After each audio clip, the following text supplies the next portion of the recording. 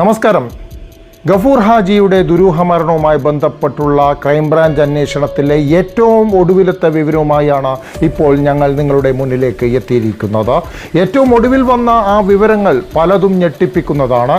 അതിലേറ്റവും പ്രധാനപ്പെട്ടത് എന്ന് പറയാൻ സാധിക്കുന്നത് ഗഫൂർ ഹാജിയുടെ കയ്യിൽ നിന്നും നഷ്ടപ്പെട്ടു എന്ന് കരുതുന്ന 596 പവൻ സ്വർണ്ണാഭരണങ്ങൾ ആരുടെ കയ്യിൽ എത്തിപ്പെട്ടു എന്ന് ഇപ്പോൾ കിട്ടിയ ചില സൂചനകളുടെ അടിസ്ഥാനത്തിൽ ക്രൈംബ്രാഞ്ചും പൊതുജനവും വിശ്വസിക്കുന്ന ജ്വല്ലറി ഉടമ ഇപ്പോൾ നാട് കടന്നിരിക്കുകയാണ്.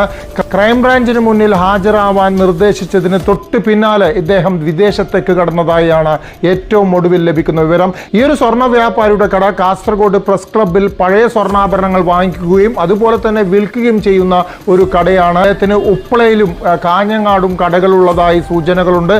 അടുത്ത വാർത്തയിലെങ്കിലും ഈ ജ്വല്ലറിയുടെയും പേര് ജനങ്ങൾക്ക് മുമ്പിൽ എത്തിക്കണമെന്ന ആഗ്രഹത്തിലാണ് ഞങ്ങൾ. ഇപ്പോൾ ഈ പേരുകൾ ഞങ്ങൾക്ക് പുറത്തു പറയുന്നതിൽ ഏറ്റവും വലിയ തടസ്സമായിട്ടുള്ളത് ക്രൈംബ്രാഞ്ചിന്റെ അന്വേഷണം തന്നെയാണ്. അന്വേഷണം ഒരു ഘട്ടം കഴിയുന്നത് വരെ ഈ പേരുകൾ ഞങ്ങൾക്ക് ഇപ്പോൾ പുറത്തു പറയാൻ സാധിക്കില്ല. എന്നാലും ജനങ്ങൾക്ക് തിരിച്ചറിയുന്ന രീതിയിലുള്ള എല്ലാ കാര്യങ്ങളും ഞങ്ങൾ നൽകിയിട്ടുണ്ട്. പലരും ഈ സ്ഥാപനത്തിൽ നിന്നും ഇവർ നിക്ഷേപിച്ച പണം ഇപ്പോൾ തിരിച്ചു വാങ്ങിക്കൊണ്ടിരിക്കുകയാണ്. ഈ ജ്വല്ലറി കടയുമായി ബന്ധപ്പെട്ട പങ്കാളികളൊക്കെ ഇപ്പോൾ പരസ്പരം പോര് തുടങ്ങി എന്നും ഞങ്ങൾക്ക് മനസ്സിലാക്കാൻ സാധിക്കുന്നത്. ഇപ്പോൾ തന്നെ നിക്ഷേപകർ കൃത്യമായ തീരുമാനത്തിലെത്തിയാൽ നാളെ കരയുന്നത് ഒഴിവാക്കാൻ സാധിച്ചേക്കും. നാളെ നിങ്ങളുടെ കരച്ചിൽ കേൾക്കാനൊന്നും ഞങ്ങൾ നിൽക്കില്ല. കാരണം ഞങ്ങൾ പറയും, നേരത്തെ തന്നെ നിങ്ങൾ ഇതുമായി ബന്ധപ്പെട്ട ഈ തട്ടിപ്പ് കമ്പനിയുമായി ബന്ധപ്പെട്ട ജ്വല്ലറിയുമായി ബന്ധപ്പെട്ട കാര്യങ്ങളൊക്കെ ജനങ്ങളുടെ മുന്നിൽ എത്തിച്ചിരുന്നു എന്ന് ഞങ്ങൾക്ക് കൃത്യമായി പറയാൻ സാധിക്കും. പക്ഷേ പേരുകൾ പുറത്തു പറയാൻ മാത്രം നിയമപരമായ അതല്ലെങ്കിൽ അന്വേഷണപരമായ തടസ്സമുള്ളത് കൊണ്ട് മാത്രമാണ് ഇപ്പോൾ പുറത്തുവിടാത്തത്. ഈ ജ്വല്ലറി ഉടമ ഇപ്പോൾ നാട് കടന്നിരിക്കുന്നു. ഇദ്ദേഹത്തെ ചോദ്യം ചെയ്യാൻ വിളിപ്പിച്ചപ്പോഴാണ് നാട് കടന്നിരിക്കുന്നത്. ഇനി മറ്റൊരു പ്രധാനപ്പെട്ട വിവരം ജിന്നുമയുമായി ബന്ധപ്പെട്ടാണ്.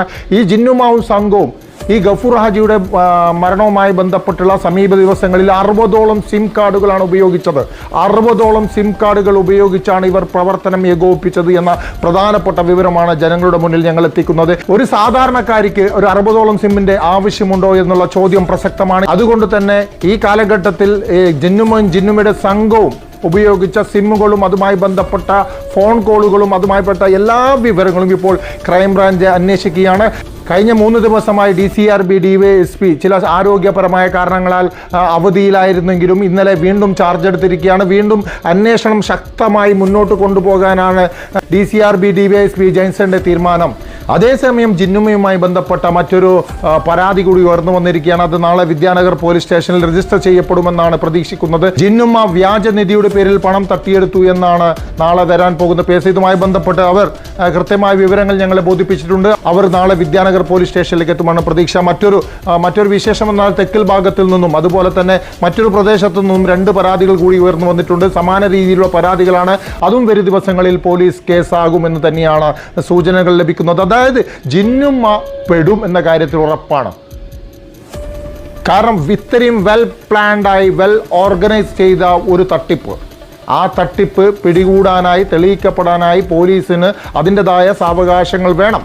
ഇതിനിടയിൽ ഇത്തരം തട്ടിപ്പുകൾക്കിരയായ ആളുകളൊക്കെ മുന്നോട്ട് വരുന്നത് ഈ കേസിനും കൂടി ഗുണകരമാകുമെന്നാണ് കരുതുന്നത്. എന്തായാലും നമ്മുടെ ജിന്നുമ തെറ്റ് ചെയ്തിട്ടുണ്ടെങ്കിൽ തീർച്ചയായും ശിക്ഷിക്കപ്പെടണം. ഇനി മറ്റൊരു കാര്യം, ഞങ്ങളുടെ വാർത്തകൾക്ക് താഴെ ജിന്നുമയുടെ ആളുകൾ വന്ന് ഒരുപാട് കമൻറ്റുകൾ ഇടുന്നുണ്ട്. അതായത് ജിന്നുമയ്ക്ക് പറയാനുള്ളത് കേൾക്കണം, ജിന്നുമയ്ക്ക് പറയാനുള്ളത് നിങ്ങൾ ജനങ്ങളെ അറിയിക്കണം എന്നൊക്കെ പറഞ്ഞാണ് ഇവർ കമൻറ്റുകൾ ചെയ്യുന്നത്. പക്ഷേ അവരോട് പറയുന്നത് ഏത് വാർത്തയ്ക്കാണെങ്കിലും മറുവശം കേൾക്കാൻ ഞങ്ങൾ തയ്യാറാണ്. പക്ഷേ ജിന്നുമയുടെ കാര്യത്തിൽ ഞങ്ങൾക്ക് ചില പ്രയാസങ്ങൾ നേരിടുന്നുണ്ട്. എന്തുകൊണ്ടെന്നാൽ ജിന്നുമയുമായി ബന്ധപ്പെട്ട് ഒരുപാട് തട്ടിപ്പ് സംഭവങ്ങൾ ഞങ്ങൾക്ക് അറിയാം. അത് പലരും പരാതി പറയാത്തത് കൊണ്ട് മാത്രമാണ്, അതായത് പരാതിയായി പോലീസ് സ്റ്റേഷനിൽ എത്താത്തത് കൊണ്ട് മാത്രമാണ് അത് ജനങ്ങൾക്ക് മുന്നിലേക്ക് എത്തിക്കുന്നതിൽ നിന്നും ഞങ്ങളെ തടയപ്പെടുന്നത്. അത്രയും തട്ടിപ്പുകൾ നടത്തിയ ആ സ്ത്രീയുടെ മറുവശം കേൾക്കാൻ ഞങ്ങൾക്ക് അല്പം പ്രയാസമുണ്ട് എന്ന് തന്നെ നിങ്ങൾ കൂട്ടുക. കാരണം മറ്റൊരു മാർഗമില്ല. കാരണം നിങ്ങളെ മുന്നിലെത്താനും അതല്ലെങ്കിൽ നിങ്ങൾ ഞങ്ങളുടെ മുന്നിൽ ഇരിക്കുന്നുണ്ടെങ്കിൽ ഞങ്ങൾ ചോദിക്കുന്ന ചോദ്യത്തിനെല്ലാം ഉത്തരം പറയേണ്ടി വരും. അത് ഒരെണ്ണം പോലും കട്ട് ചെയ്യാണ്ട് ഞങ്ങൾ ജനങ്ങളെ കാണിക്കുകയും ചെയ്യും. അതിന് പറ്റുമെങ്കിൽ ഞാൻ മാത്രമല്ല, ഈ സംശയമുള്ള 3ഓളം ആളുകളുണ്ട്. ആ 3 പേരും നിങ്ങളുടെ മുന്നിലിരിക്കും. ആ ചോദ്യങ്ങൾക്കെല്ലാം നിങ്ങൾ ഉത്തരം പറയാൻ സാധിക്കുമെങ്കിൽ നിങ്ങൾക്ക് ഞങ്ങൾ സമീപിക്കാം. നന്ദി, നമസ്കാരം.